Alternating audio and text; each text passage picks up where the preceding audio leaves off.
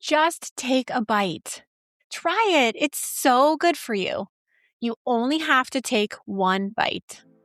This all sounds harmless, but what if those are the exact phrases that backfire and make kids less likely to eat? Welcome back to the Exam Room Nutrition Podcast.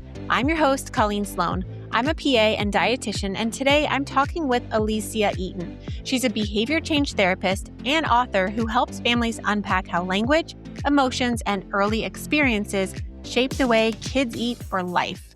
In this episode, we're breaking down the subtle phrases that create pressure around mealtime, why sensory experiences matter even more than having the child actually eat the food, and how to approach everything from picky eating to ARFID in a way that builds food and body confidence. Also, a quick reminder that I write a weekly nutrition newsletter that will keep you up to date on all things nutrition and medicine. You can sign up for free at examroomnutrition.com/signup or check the show notes for the link. All right, now get comfy or drive safe and enjoy my conversation with Alicia. Well, Alicia, I'm really excited to have this conversation with you. Thank you so much for giving me the gift of your time. Welcome to the podcast. Thank you very much for having me on. I'm excited to be here. All right, well, let's start kind of high level. And I'm really curious, based on your expertise, how do early childhood experiences shape our lifelong eating habits? Well, it's really interesting because the way that you were fed as a child will stick with you for the rest of your life. And over the years, I have worked with many adults for weight loss, and every one of them can recount an episode in childhood where either they were criticized for eating too much, perhaps sweets were denied, or perhaps they were told they had to finish everything on their plate. There's a lot of shame, a lot of guilt. A lot of this stays with people for the rest of their lives and influences their eating habits as adults, which is why I decided to take a closer look at this and see what's really going on. My specialty is working with children, so I know and understand how much your childhood imprinting can stay with you, can be so strong and also layered with a level of emotion. I think that's what it is. It isn't just the repetitive actions, because let's face it, we sit down and we eat 3 times a day, but it's the fact that we have this layer of emotion over the top. And once that's securely almost tattooed on your mind, that is what's going to stay with you forever. I think we underestimate the emotional environment in which we eat. We tend to focus so much on the food itself, but this is part of a bigger story. And I think it's time that we started looking at the other side of it. So I'm working at the moment to try to encourage parents to think a little more closely about not just the broccoli and what they should be eating and the good foods and the bad foods, but how we're eating. Because that is the bit, you can always change the menu later. But it's the actual sort of experience that is going to stay with you for life and can have a big enough impact to predict whether or not you'll be overweight as an adult too. Yeah, I agree. Now, when you say emotional part of eating, can you elaborate a little bit? What emotions are you thinking about when you say that? I think even for parents to begin, or not necessarily just for parents, in our advertising, if we think about, what we see on television and around us, we are constantly bombarded with messaging about whether food is good or whether food is bad. I actually started looking more closely at this because my 11-year-old daughter stopped me in the shops one day and asked me, how old will I be when I go on a diet? And I couldn't really understand the question. Why was she asking me this? So I sort of said, well, you could go on a diet at pretty much any age. No, but how old will I be? She wanted to know specifically, at which age will I go on to a diet? And I said to her, why do you think you're going to have to go on a diet? You may not have to go on a diet. I wouldn't expect you to go on a diet. And she said, well, the shops are filled with all these books about dieting, magazines about dieting. I automatically assumed that is what I would have to do. So this is all this unconscious messaging, but there's a lot of shame and a lot of guilt that surrounds all this messaging too. We constantly see success stories in the news. I've lost all this weight in, 3 months, aren't I a good person? And oh, look, that person's put on a lot of weight. Aren't they a bad person? I've been on a diet, but I failed. And now I'm really depressed about my size. This really does give out the wrong sort of message. And as I said, when it's imprinted on the mind with emotions, it sticks. It stays with you for life. Yeah. I'd love to hear some of those phrases that do more harm than good. What are those messages that these kids and these children are hearing? It isn't just the obvious ones like good foods and bad foods. I try to encourage parents to use phrases such as everyday foods and sometimes foods. Because let's face it, if you are surrounded by ultra processed foods, which we know are highly palatable, a nice combination of sugar and fat, it's not surprising that we crave these types of foods all the time. I also try to help parents select their words carefully. Because if we're suggesting to a child that they should just try something, that automatically suggests there's something slightly wrong with it. There's a lot of proof and evidence that the word try can suggest it's going to be a struggle. Things are not going to go perfectly. So I prefer to use the word taste. Also, if we say to even very young children, if you hold up a spoon of food and say, look, just one, why would it be one? Because if it's really delicious, you would be hopefully wanting to eat more than one spoonful. I also like using presuppositions because I think this gives the child confidence. So I mean sort of words such as when and once. So when you've tasted one, then the next one will be easier. That's already suggesting in a very nice sort of conversational way that things are going to go well. Once we've had one vegetable, adding in a second or third will feel very much more comfortable. And so using words such as one or once we've done this, you are already suggesting to the child that this is something that they will do. There's no question. You will do it, perhaps not now, but you will. I want to linger here on the word taste because I feel like I have heard some parents use this, but they just kind of replace the word try with taste. So instead of just try it, they might assume they can now just say just taste it. And maybe to a child that still feels just as scary and as overwhelming. So how would you suggest a parent use that word taste if it is maybe a new food or a food that the child has been struggling with? Yeah, I agree. In fact, used in the wrong setting, yes, it could sound a little more like a direct command. Because if you're using try, it's an invitation. Whereas if you're asking somebody to taste, then it's a command. But I think rather than having this battle over are you actually going to put the food physically into your mouth, then to look at the whole sensory experience, because eating is much more than just putting the food into our mouths and tasting it. There's the smell, there's the texture, there's the look of it. I encourage parents to become aware of their children's sensory preferences. Some children do prefer soft, slimy foods. Others prefer crunchy foods because of the sound. Others like colourful packaging. What is it that your child particularly prefers? And then they can explore the food in a more comfortable setting. I used to be a Montessori teacher, and one of my favourite activities was having what we used to call a mystery bag. And we would put items inside a bag, and the child would put their hand into the bag and feel the items in the bag and try to guess what it is. You can do exactly the same with food. You can also play games with blindfolds. So you are smelling different types of food and trying to guess what it is that you've got there.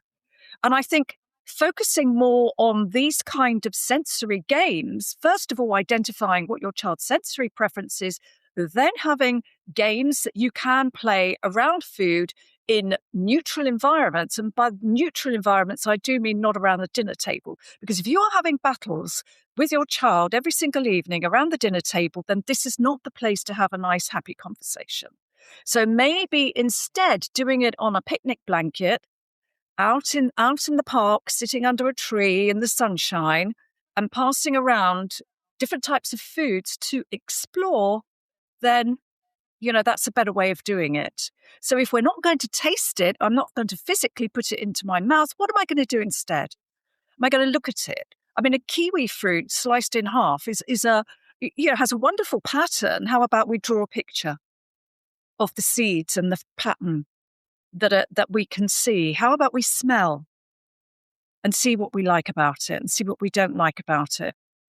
I mean, kiwi fruits are wonderful because they have furry skins. So I would encourage parents to do that first if you are stuck.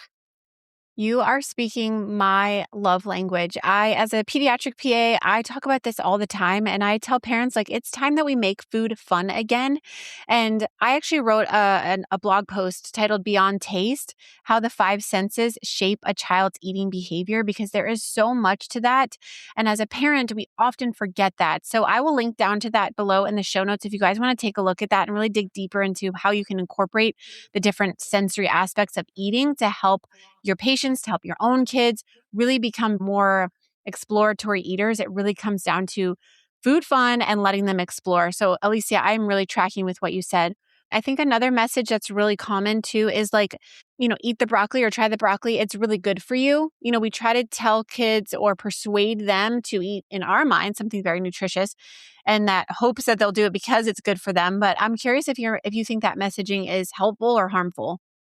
Yeah, I think it's really important to avoid words such as good, bad, naughty, clean, or cheap foods, because we have a lot of diet foods that are in the shops at the moment. So this one's okay, it's less harmful. I like to keep things very neutral. So it's going to be talking about the everyday foods and sometimes foods. There are special foods, birthday cake. We don't eat birthday cake every single day because if we did, it wouldn't be special. That's the whole idea. It's a sometimes food. But then it's also more about encouraging kids, and adults, to think more about how the food makes them feel. So food is fuel. Some foods help us to run fast.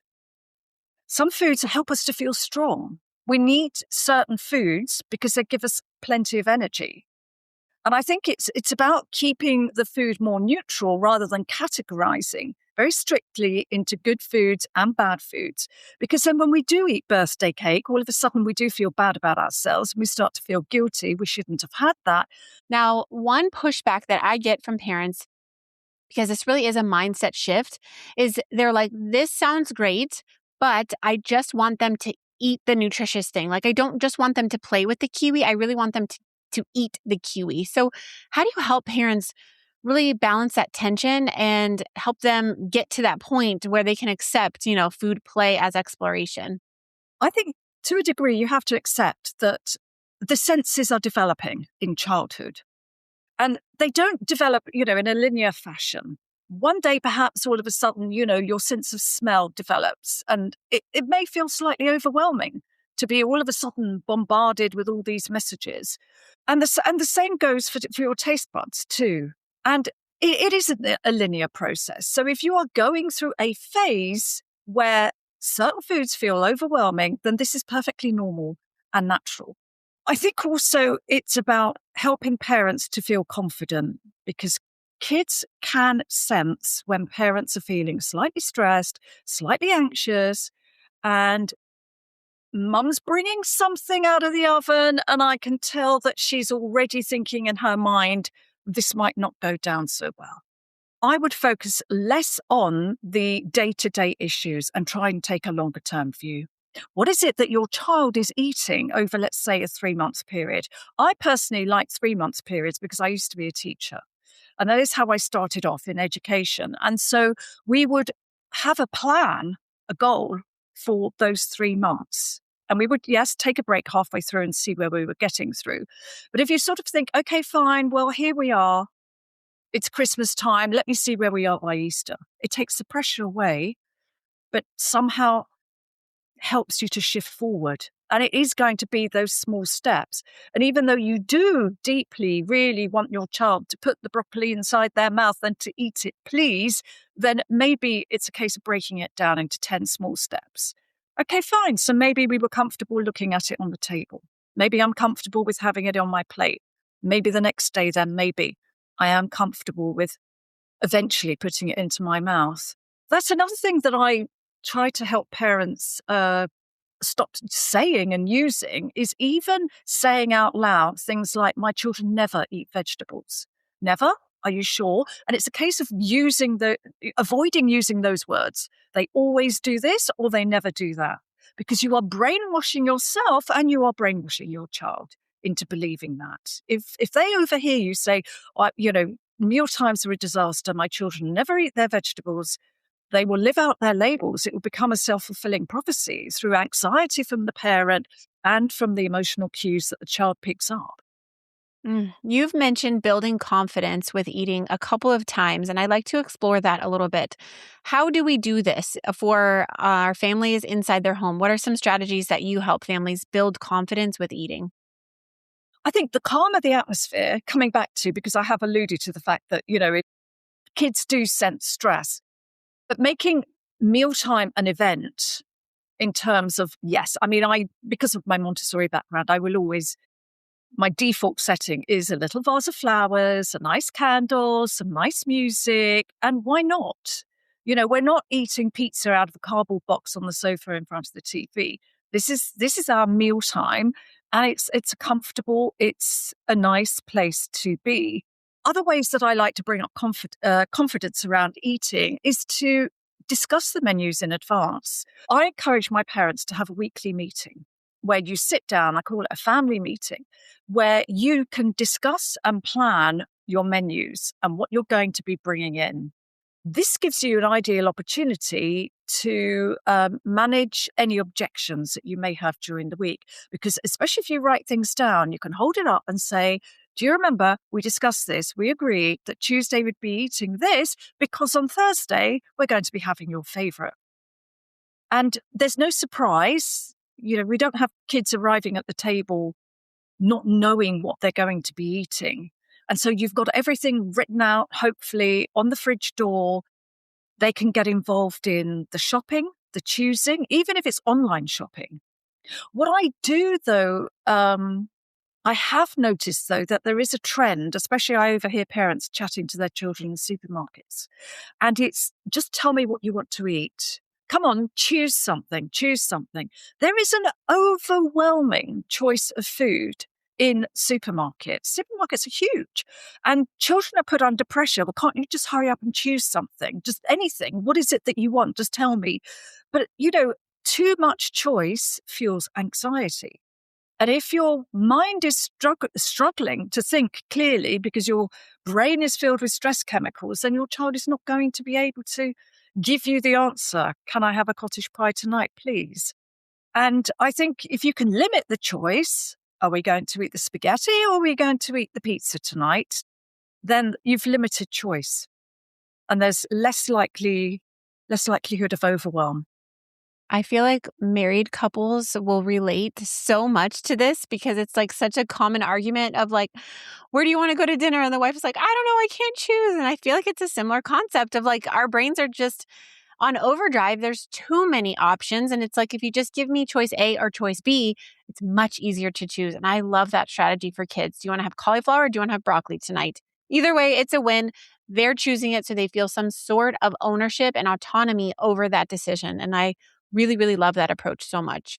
And I advise doing it once a week. So you planned ahead for the week. So rather than tonight, because we don't know what mood your child is going to be in. If they've come home from school and they're tired and now you're saying, well, we'll choose. Which one do you want? It's like, I don't want to choose. Yeah, exactly.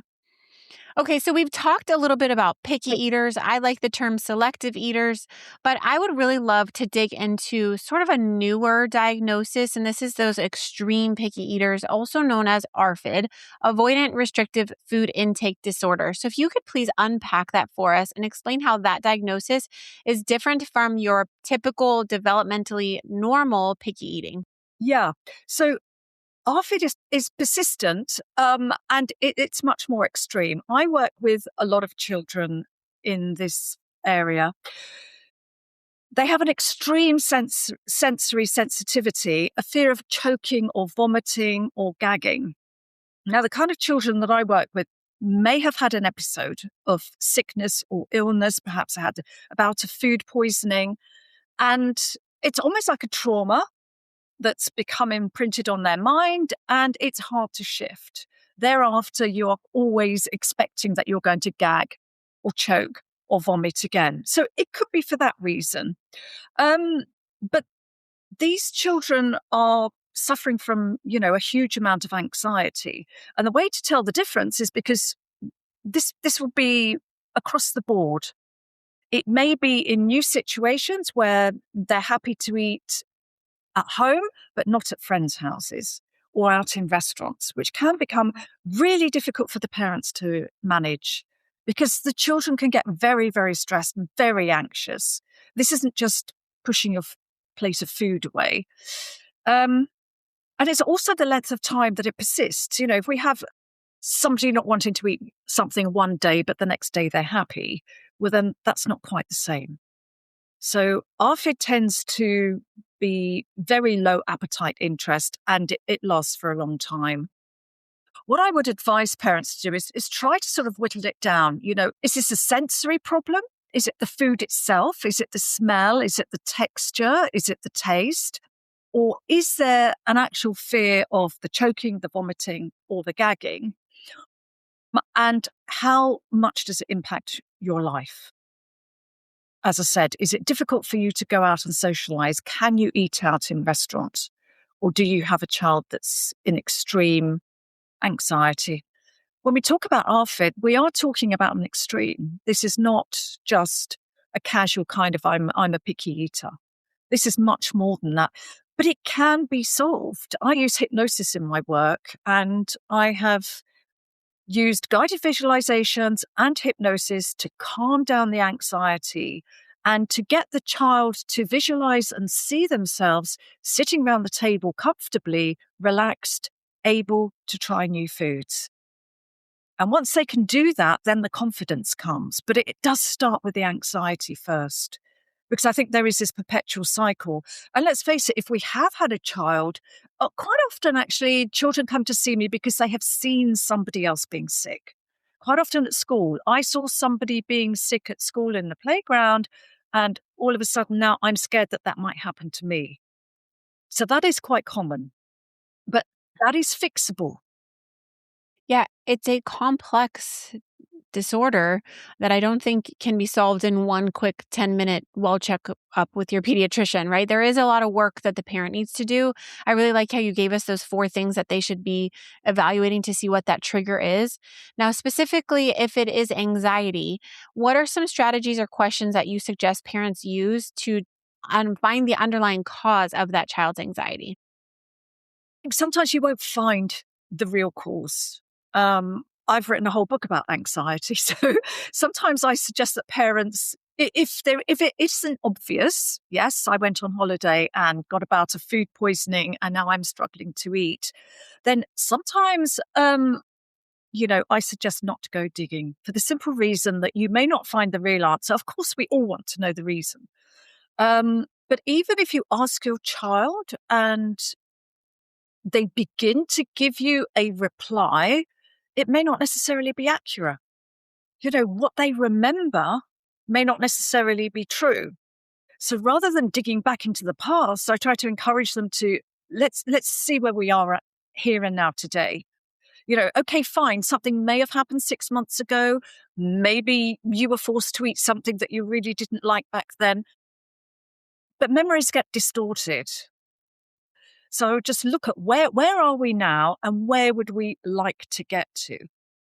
And I think also I talk a lot about the gap, when we are trying to help parents move towards, say, more healthy eating, then if we think about the way that we're phrasing this and the terminology that we're using, then I always think about the gap between where you are right now and where you would like to be.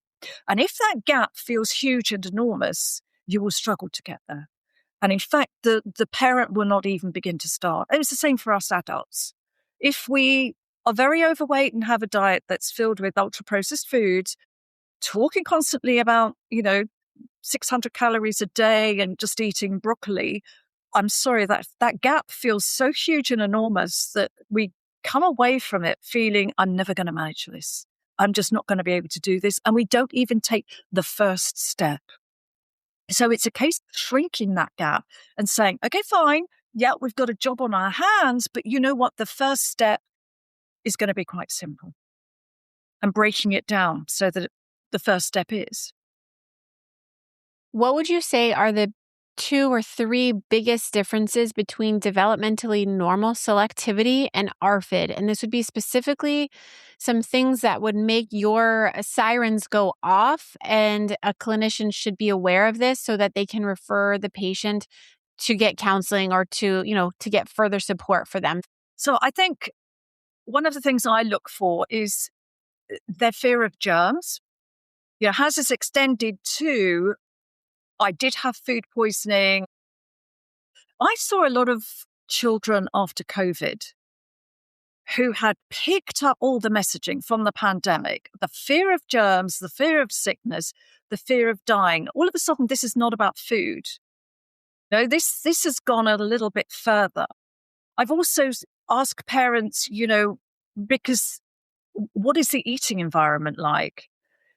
Do they ask lots of questions? Have you washed the fruit and vegetables? Is it safe to eat? And how they like it presented. Where did my plate come from? What about the cutlery? Did you do this? Did you do that? Do they start, for example, feeling really nervous about touching door handles and the food cupboard handles and asking, did you wash your hands before you put the food on the plate? All of a sudden, this is much bigger. And this has got nothing to do with the food itself. If we're talking about the sensory side of things, well, then that is slightly different. But also I use visualization techniques to dial down the sensitivity. That is possible to do. You have written some incredible resources, but one of your books is really unpacking this topic in more detail. So I would love if you share more about your book and where people can find you and connect with you online. My book is called Mind How Your Kids Eat, because what we feed the mind can matter more than what's on the plate. As I've always said, you can change the menu later.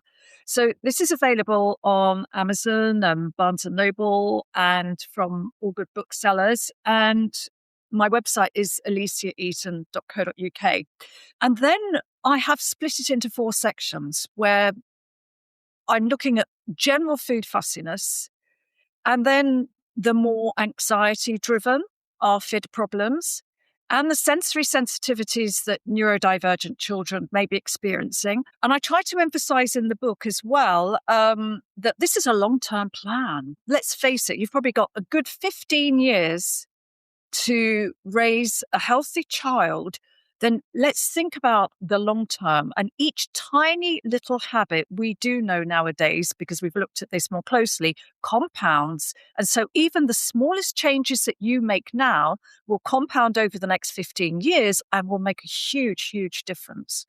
This book sounds like a resource that every pediatric provider and parent needs on their bookshelves because feeding is so complex. So I will absolutely link down to that below so you guys can purchase it and dig deeper into this topic. But we barely scratched the surface of feeding kids. And so, Alicia, thank you so much just for sharing these few golden nuggets and helpful tips for our listeners. I'm so grateful for your time today. Thank you so much for being here. Thank you. Thank you very much.